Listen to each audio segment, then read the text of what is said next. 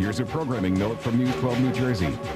Tonight, starting at 5, It's Your Money, It's Your Credit will open your eyes to the new danger of being too deep in debt.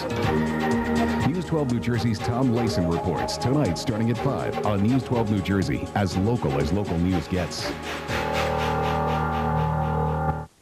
Thank you very much, Brian. Still to come on News 12 New Jersey, a very special It's Your Money. The credit card industry makes over $1 billion a month from you in services and fees. Just ahead, a look at what you should know about that little plastic card before you swipe it again. You're watching News 12 New Jersey, as local news gets.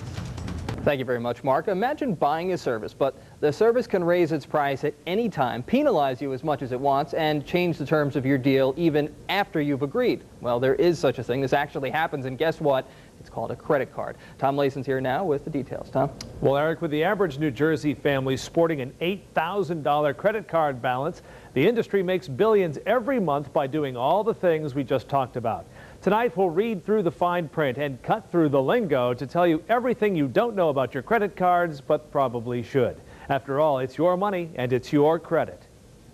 Okay, both of them on credit cards.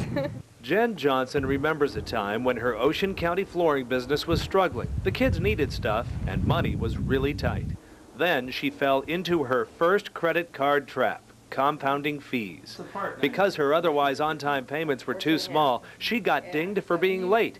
Those fees put her over the limit. And yes, that led to even more fees. She showed me her old $200 and $300 credit card bills that had another $100 in fees tacked on. More than 30% of the balance in fees in 1 month. That's how the banks rake in about $12 billion in penalty fees every year. All those fees and everything would be tacked on, then I'm over the limit. So, before they could even send out the bill, and, it was just more and more and more. Well, because Jen was late and was then only able to make minimum payments, over time, another little clause buried in the fine print kicked in where it says, your APRs may be increased. That means the interest rate you pay can be raised, almost at will. I know that eventually, like with the over the limit fee and the past due fee, they would see that I was late, and that would put you into a different, interest rate bracket. So it would constantly keep going up and up and up, so they were making more money that way too. Now Jen was lucky. Her bank only jacked up the interest rate to 20%. Author and debt smart guru Scott Bilker says that's low compared to some. I think banks deserve to get paid a fair rate for lending money.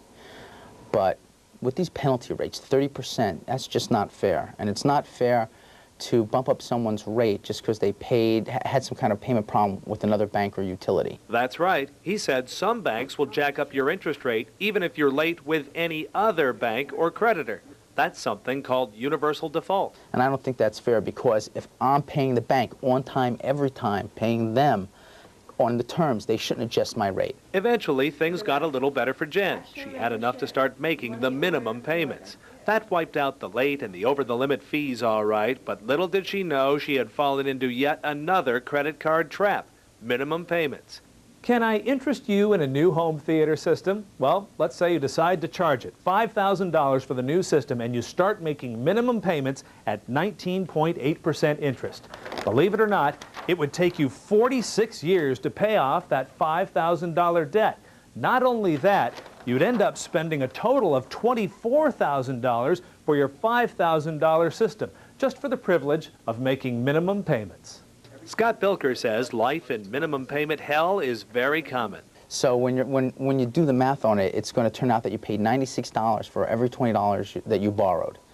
So it's very costly to pay the minimum payment. Despite all her late fees, over-the-limit fees, rate hikes, and calls from collectors, get this, Jen Johnson still gets new credit offers. Oh, yeah.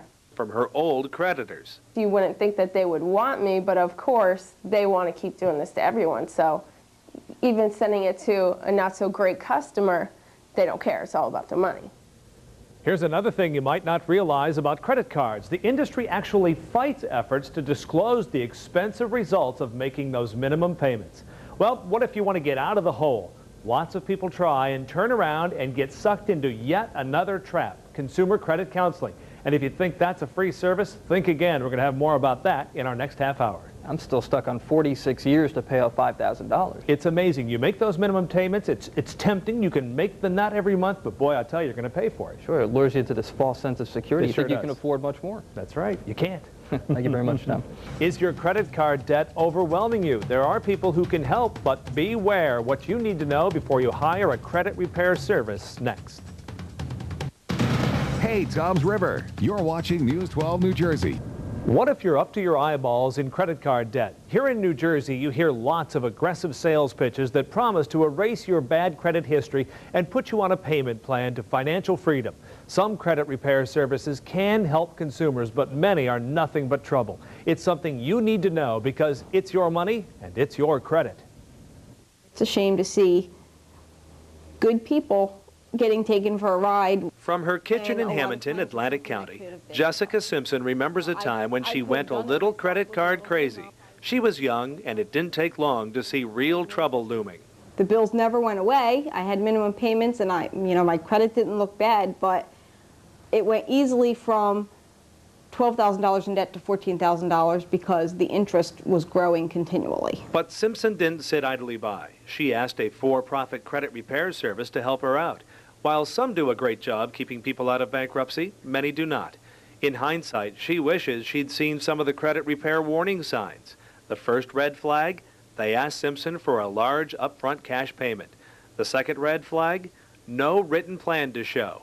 What the debt was, what the service would be able to negotiate with creditors, what the payments were, and when the program would end.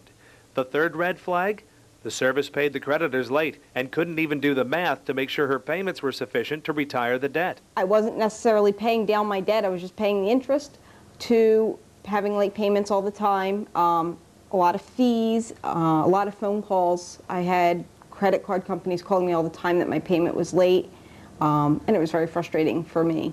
Author and debt-smart credit guru Scott Bilker says the credit counseling and credit repair industry is full of crooks, preying on the desperate and the indebted. Some of them have collected money from people and have never paid it.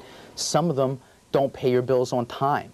So there's you have to really do a lot of research to make sure that you're working with a reputable credit counselor. How do you know? Follow these simple steps. Check with the Better Business Bureau. Ask for references. Ask about privacy and make sure your information isn't sold or distributed. Some nonprofits have been caught selling client lists to for-profit counselors. Shop around. And don't sign up until you see the plan and the counselor has locked in your payment with all your creditors. Simpson's counseling company did get a little rate concession from her creditors, but the $25 a month fee she was paying for the help wiped out that benefit. And granted, they dropped it down to like 16%, but for the amount of interest I was saving, I was paying it in their fees.